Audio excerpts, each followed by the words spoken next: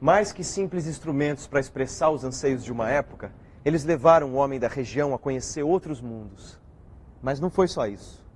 A popularização do cinema e do teatro deu novo impulso à cultura, e vários nomes da região foram projetados no cenário artístico nacional. Década que começava com uma tragédia nacional, se transformaria na década da esperança, a década do rádio. Olá, quem vê? O grande, honesto, incensurado e incensurável homem de lei, Lourenço Bricher. Não liga o que faz disso. Acomode. Obrigado. Em São Carlos, a rádio fundada por Gisto Rossi era um sucesso. As radionovelas escritas pela mulher dele, Silvia Ivone, cativavam os ouvintes. Os programas levavam milhares de pessoas para um grande auditório. Eram assim famosíssimos. Então, o que você vai fazer hoje? É domingo? É a Rádio São Carlos. Nós vamos lá para ver o programa de auditório. Um dos astros era Jair Rodrigues, que tinha chegado há pouco tempo à cidade. A carreira começou por acaso, ao levar a irmã para um teste para cantora. Quem passou foi ele. Ela não passou no teste. E o pessoal do conjunto, né, que aí me convidaram, falaram, poxa, você não quer cantar? Você não quer participar do programa de calouro, né? Eu fui o vencedor do programa de calouro e ganhei até um kit completo, né? Um cinto, suspensório, né? E mais um faz-me rir, né? Que deu para aliviar. Mas antes de se consagrar cantor, uma outra voz já encantava multidões. Ave Maria, cremos em vós. Dalva de Oliveira nasceu em Rio Claro. Quando criança, cantava com o pai, Mário Carioca, marceneiro e saxofonista. A voz dela era maravilhosa. Ela cantava pro tio, pra tia, tudo aí. Cantava, arrumava a cozinha. Nem parecia aquela rainha da voz, Dalva de Oliveira. Com Erivelto Martins, com quem se casou, e Nilo Chagas, formou o Trio de Ouro. Por isso me pergunto, a ver que me olvidaste. Com agudos fulminantes, Dalva, ou melhor, Vicentina Paula de Oliveira, se tornou a rainha do rádio. Quando diziam assim, minha mãe, Dalva, você é a maior cantora do Brasil. Ela dizia assim, nossa, que orgulho, porque eu tenho Ângela Maria, eu tenho Linda Batista, eu tenho a Dircinha Batista, eu tenho Elisete Cardoso, eu tenho tantas e tantas outras, e eu sou a melhor. Os anos dourados são seguramente um período rico em transformações. Historiadores definem a época como símbolo de otimismo, em que as pessoas acreditavam em dias melhores após a guerra. A cultura ganha força e intensidade. O teatro e o cinema atraem multidões e mudam a vida no interior do estado.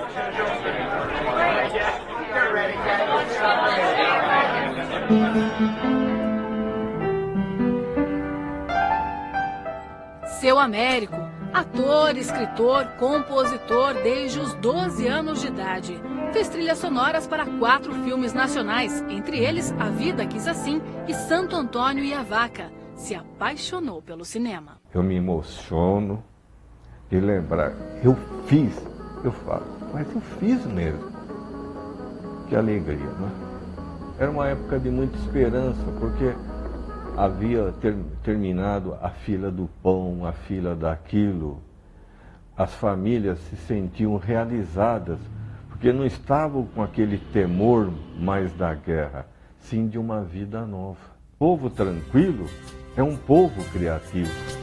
E criatividade é o que nunca faltou para seu José Pintor.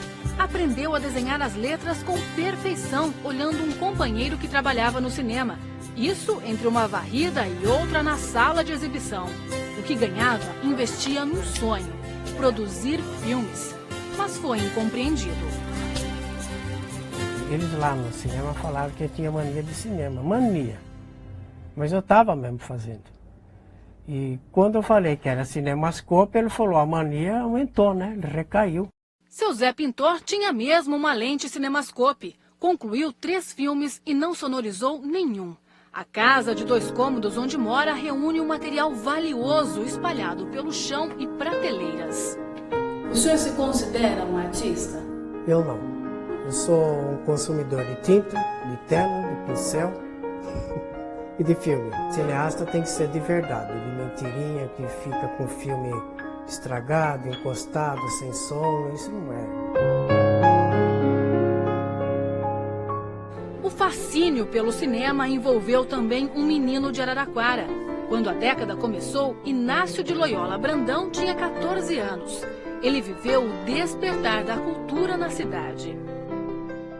Foi um período, assim, acho que muito intenso em que as pessoas trocavam muitas experiências. Se tornou crítico de cinema, se envolveu com a arte. Participou da fundação do Cineclube, do Clube de Fotografia, do Teatro Experimental de Comédia, fez filmes. Quando os anos 50 terminaram, o menino era um escritor.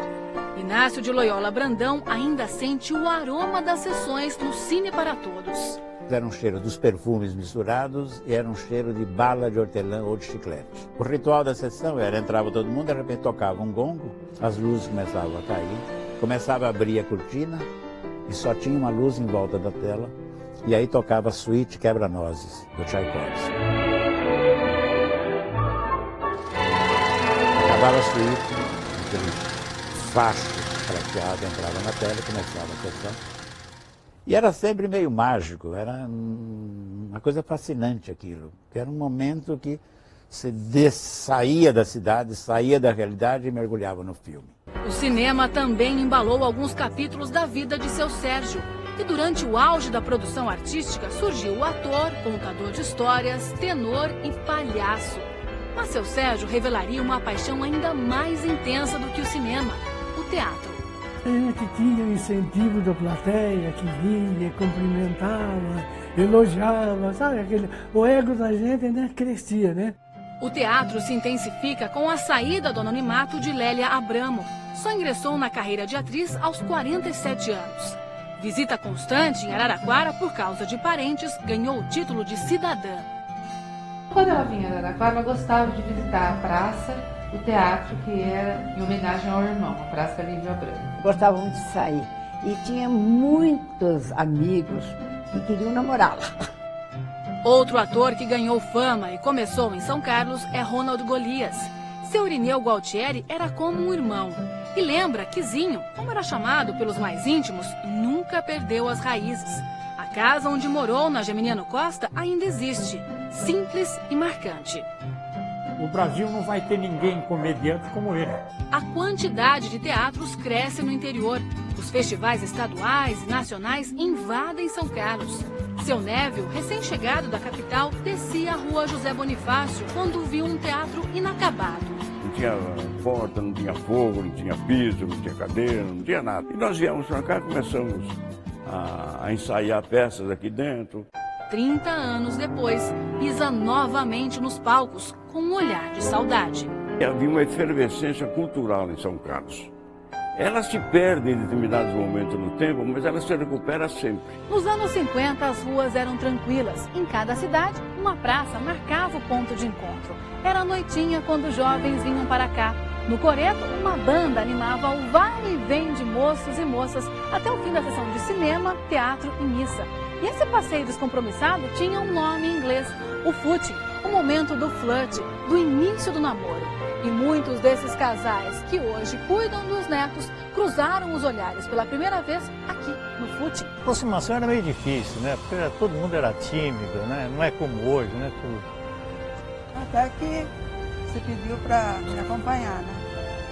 Acompanhar. E acompanhar a gente meio de longe, né? Para levar até em casa, viu? Levava a pé até em casa. Nós só trocávamos olhares. E chegou um dia que eu precisei criar coragem e falar com ela. Deu certo, estamos juntos até hoje. Formavam grupos de 3, 4, assim, conversando e prestando atenção deles, e cantando as meninas. Posso subir com você? Posso acompanhar? E ali muitas meninas encontraram o seu amor pelo era talvez foi o nosso caso. Saudade é o que também sente seu Nelson Sartori, mas dos carnavais famosos de Rio Claro. O Fordinho 29 da família era um dos destaques do curso. Centenas de pessoas se animavam com a criatividade dos foliões. Era um espetáculo à parte. Haja visto que Rio Claro ganhou o nome da capital da alegria. A década dourada revolucionaria tudo o que viria pela frente. Ela começa e termina num período de democracia. Isso cria um grande otimismo no Brasil, que depois é reafirmado pela construção de Brasília, pela euforia que foi o Brasil ter ganho a Copa do Mundo em 1958, e foi inventada a Bossa Nova. Ou seja, a música popular brasileira chega a um patamar que a gente pode entendê-la como arte, um momento dourado, né, da história do Brasil. Povo tranquilo é um povo criativo.